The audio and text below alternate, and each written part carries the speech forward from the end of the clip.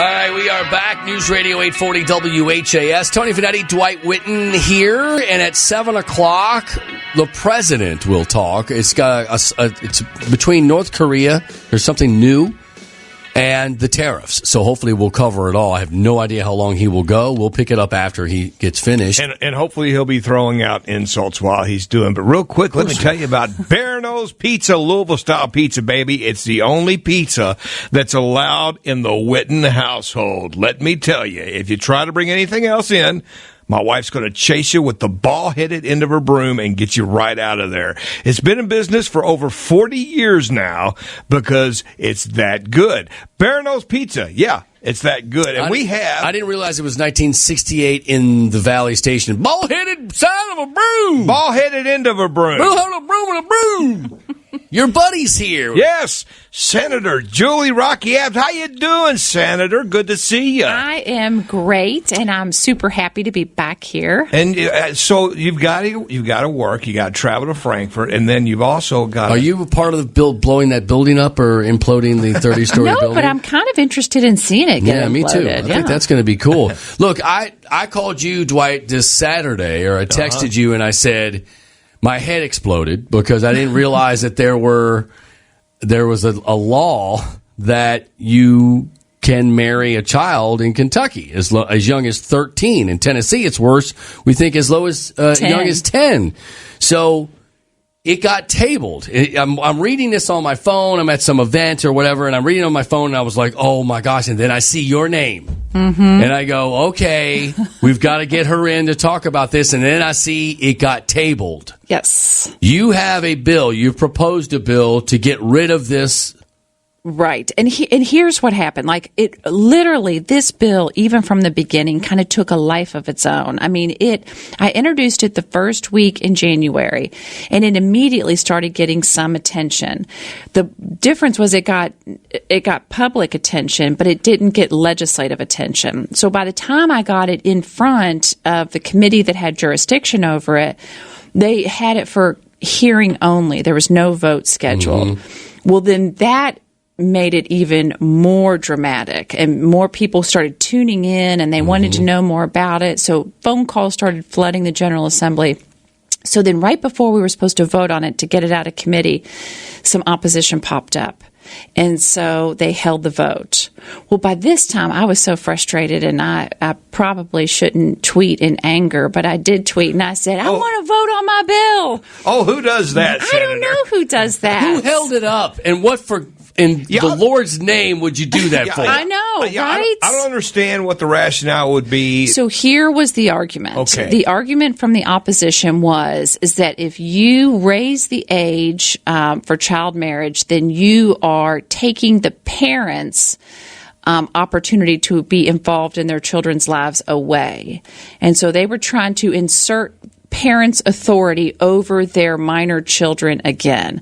And then my point was, well, did you listen to the testimony? Because the testimony that was received, the people there all had their parents basically push them into the arms of predators. Mm-hmm. Right. I mean, the parents were the problem. Yes. And so we needed to have some mechanism by which the courts or someone that was disengaged from the situation could make a judgment call as to whether this person should get married or not.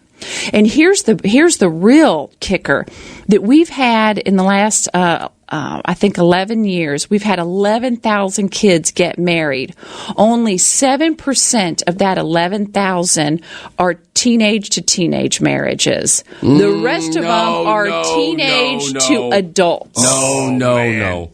I saw that number from the year 2000 to 2015. It was at least 10,000. Yeah. And there were some examples in the article that showed 13-year-old girl and 30-year-old male, right? And Dwight and I have a very good question that the law stipulates if the girl is pregnant with this individual that's older, right? Right. Mm-hmm. Then it's legal for them to get married. That gives them the legality of the whole thing. That gives them the right to do it. However, but what's the obvious question, Dwight? The question is, and I'm not sure and confident in this, but I think the age of consent in Kentucky is around 16. It is 16, okay. Yes. So if it's under 16 years old and they get married because she's pregnant, How are they not getting brought up on statutory rape charges? Because the parents have consented to that marriage, therefore nullifying any legal action relative to the pregnancy. Wow. So it's a loophole. It's a loophole. And somebody could avoid that charge.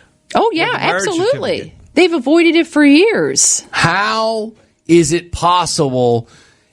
I get it. I watched Coal Miner's Daughter the other day. Okay. My wife and I were watching it because it's a classic. It's about one of Kentucky's best. She got married when she was 15.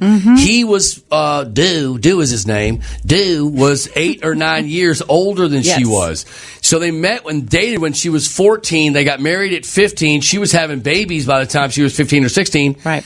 So we looked at each other and went, okay, then that story popped up and we're like, okay, I get that, but that was 1950 something. Right. How is this still on the books in 2018? Right. And it's still happening. And, one of the interesting parts about this is, so we had it on the Senate floor this week, and there was a member of the Senate who said, well, I think that, let's say that, let me give you this scenario. We have a 16-year-old, and she's pregnant, and her 16-year-old boyfriend wants to marry her and do right by her.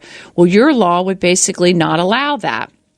And I just think that that's the wrong approach. Well, another one of my colleagues got up and said, you know what? If there's a 16-year-old that's pregnant, she needs a parent rather than a husband. Bingo. Yeah.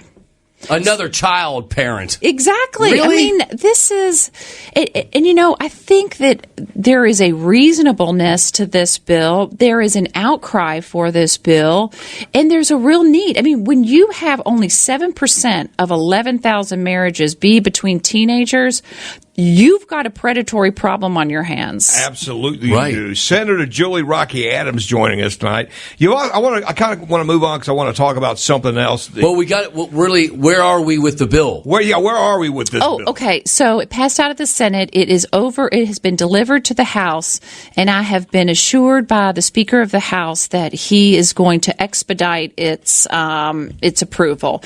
And from everything I've heard, there are no problems with it passing pretty easily over in the House. Lord Almighty, thank the Lord. Let's shift gears for one because I want to ask you about this as well. The female criminal justice bill is something that you took on. Tell me a little bit about that because I think it's interesting. Okay, super passionate about this issue because the fastest growing population in our prison system are women, and they're usually for Class D felonies, these drug offenses. And 1 in 4 of these women that's being incarcerated is either pregnant or has a child under the age of 1.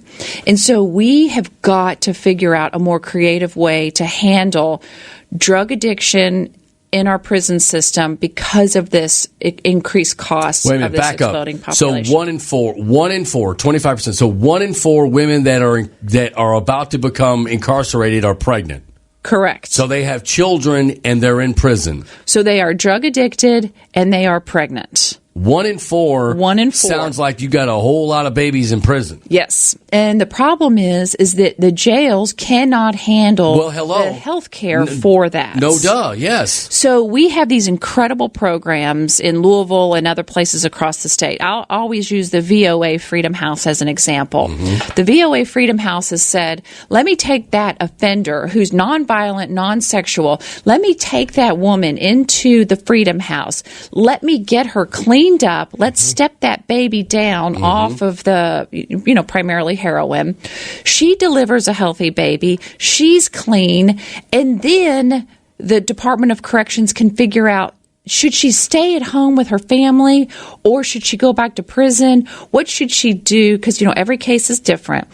But I think this is a real creative way to get these people cleaned up and to maybe keep their families together and they become, productive citizens paying taxes. Well, one thing I'll tell you, I was in the prison ministry for 8 years, and most of the people in there, there was a drug-related problem, right. Okay?